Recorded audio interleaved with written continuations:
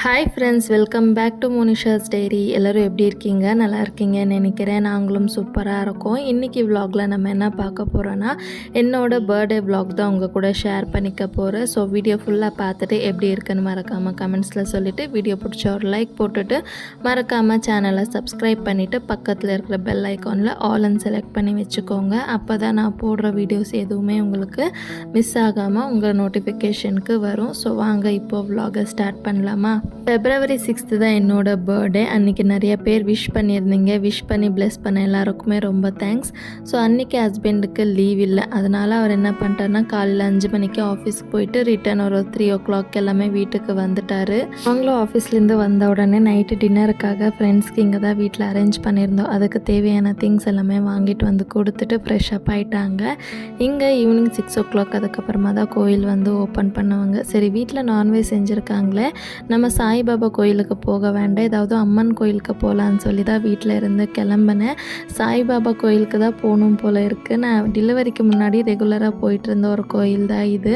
அம்மன் கோயில் க்ளோஸ் ஆயிருந்துச்சு. சரி, நான்வெஜ் நாம் தான் எதுவுமே குக் பண்ணலையே, அம்மா தானே எல்லாம் செஞ்சுருக்காங்க, சரின்னு சொல்லிட்டு சாய்பாபா கோயிலுக்கே போயிட்டுருந்தோம். அன்றைக்கி தேர்ஸ்டேன்றதுனால அங்கே பூஜை எல்லாமே ரொம்ப சூப்பராக பண்ணுவாங்க.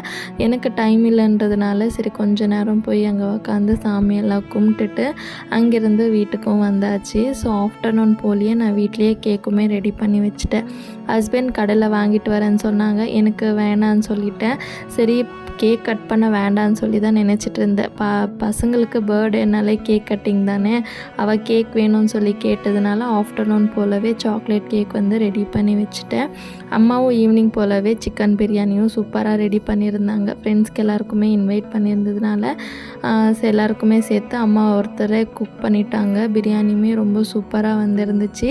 லாஸ்ட் டைம் நான் ஒரு லைவ் போட்டு குக் பண்ணியிருந்தேன்ல, அப்போலேருந்து எங்கள் ஹஸ்பண்டுக்கு இந்த குக்கரில் செய்கிற பிரியாணி விட இந்த மாதிரி பாத்திரத்தில் செய்கிற பிரியாணி ரொம்பவே பிடிச்சிருக்கு. அண்ட் குக்கர்லேயும் நிறைய பேருக்கு செய்ய முடியாதுன்னு சொல்லிட்டு இந்த பெரிய டபரா செட்லேயே எல்லாருக்குமே சேர்த்து குக் பண்ணியாச்சு. பாப்பாவும் ரொம்ப நேரமாக கேக் எப்போ கட் பண்ணலான்னு சொல்லி கேட்டுகிட்டே இருந்தேன். சரின்னு சொல்லிட்டு ஃபஸ்ட்டு கேக் வந்து எடுத்து வச்சுட்டு நான் அதை டெக்கரேட்டும் பண்ணல.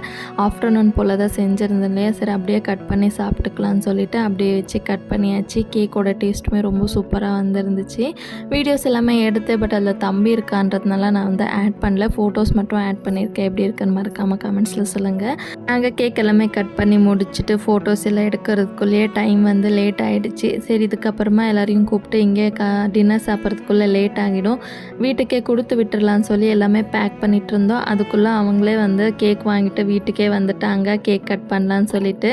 ஹஸ்பண்டோட பிளானும் இது தான் இருந்துச்சு, கேக் வாங்கிட்டு வந்துட்டு எல்லாரையுமே கூப்பிட்டு கேக் கட் பண்ணலான்னு சொல்லி. நான் தான் இன்ட்ரெஸ்ட் இல்லை, வேண்டான்னு சொன்னதுனால அவர் வந்து சரின்னு சொல்லிட்டு விட்டுட்டார். பட் எனக்காக இவங்க இவ்வளோ எஃபோர்ட் எடுத்து கேக் வாங்கிட்டு வந்து கட் பண்ண சொல்லணும் வந்து எனக்கு ரொம்ப ஹாப்பியாக இருந்துச்சு.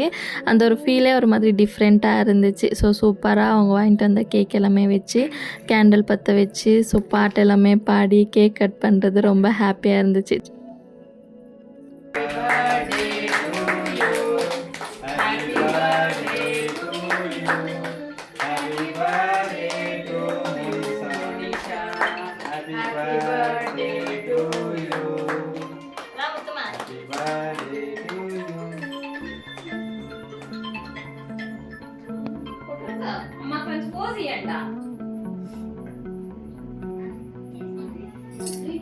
கேக் கட் பண்ணும்போது தம்பி தான் மிஸ்ஸிங். காலையிலேருந்து அவன் சரியாக தூங்கலை. கோயிலுக்கு போகும்போதே ரொம்ப அழுதுகிட்டே இருந்தான். சமாளித்து கோயிலுக்கும் கூட்டிகிட்டு போய் வரும்போதே தூங்கிட்டான்.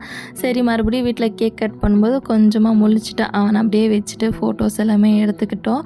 இப்போது நல்லா எல்லோரும் கத்திட்டு சாங் எல்லாமே பாடிட்டு இருந்தாலும் அவன் ரொம்ப தூக்கத்தில் நல்லா தூங்கிட்டு இருந்தான். சரி, தூங்கட்டும், டிஸ்டர்ப் பண்ண வேண்டான்னு சொல்லிட்டு நாங்கள் சூப்பராக கேக் எல்லாமே கட் பண்ணி என்ஜாய் பண்ணிகிட்டு இருந்தோம். இந்த ஸ்ப்ரே எல்லாமே ஃபஸ்ட்டு வந்து ஒரு மாதிரி நுறையா வரும், அதில் வந்து ஈஸியாக ஃபயர் பிடிச்சிக்கும்னு சொல்லிட்டு இப்போ இந்த மாதிரி நூலாக வர்ற மாதிரி ஏதோ ரெடி பண்ணியிருக்காங்க போல்.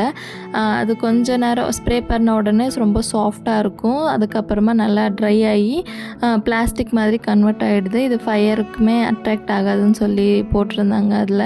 ஸோ ரொம்ப சூப்பராக இருந்துச்சு. எனக்கு கேக் கூட்ட வர எல்லோரும் மேலேயும் ஸ்ப்ரே பண்ணிவிட்டு ரொம்ப சூப்பராக என்ஜாய் பண்ணி அந்த ஈவினிங் வந்து ரொம்ப ஹாப்பியாக போச்சுன்னே சொல்லலாம். எனக்கு நம்ம ஏதாவது ஒரு ஸ்பெஷல் டேஸ்க்கு ஏதாவது அதுவும் ப்ரீவியஸாக பிளான் பண்ணி இப்படி பண்ணணும் செலிப்ரேட் பண்ணணும்னு சொல்லி நினச்சிட்டு இருந்தாலும் கடைசியில் அது நடக்காமல் சொதப்பல்ல தான் போய் முடியும்.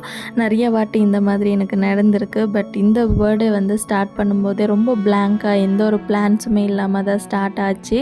ஸோ மார்னிங்லேருந்து ஈவினிங் வரைக்கும் நார்மல் டேவை தான் போயிட்டு இருந்துச்சு. ஈவினிங்க்கு அதுக்கப்புறமா எல்லாருமே ரெடியாகி கோயிலுக்கு போயிட்டு வந்தது, வீட்டில் கேக் கட் பண்ணது அண்ட் ரொம்ப ஸ்பெஷலாக இவங்க எல்லாமே கேக் வாங்கிட்டு வந்து இவங்க கூட கேக் கட் பண்ணது எனக்கு வந்து ரொம்ப டிஃப்ரெண்ட்டாகவும் ரொம்ப ஹாப்பியாக இருந்துச்சு. கண்டிப்பாக இந்த டே வந்து இவங்க ரொம்ப ஸ்பெஷலாக எனக்கு பண்ணி கொடுத்தாங்க. எந்த ஒரு பிளானுமே இல்லாமல் இந்த மாதிரி ஒரு பர்த்டே செலிப்ரேஷன் எனக்கு ரொம்ப ஹாப்பியாக இருந்துச்சு. இந்த பர்த்டே எனக்கு வந்து ரொம்பவே ஸ்பெஷல்னே சொல்லலாம். பிகாஸ் 25th கம்ப்ளீட் ஆகி 26th வந்து ஸ்டார்ட் ஆக போகுது. ஸோ ஃபஸ்ட்டே நான் வந்து ஒரு 2 monthsக்கு பிஃபோர் நான் பிளான் பண்ணியிருந்தேன் இந்த 25th பர்த்டே கிராண்டாக செலிப்ரேட் பண்ணலான்னு சொல்லிட்டு. ஸோ கிட்ட வர வர வர அந்த பிளானே இல்லாமல் சொதப்பல்ல போயிடுச்சு.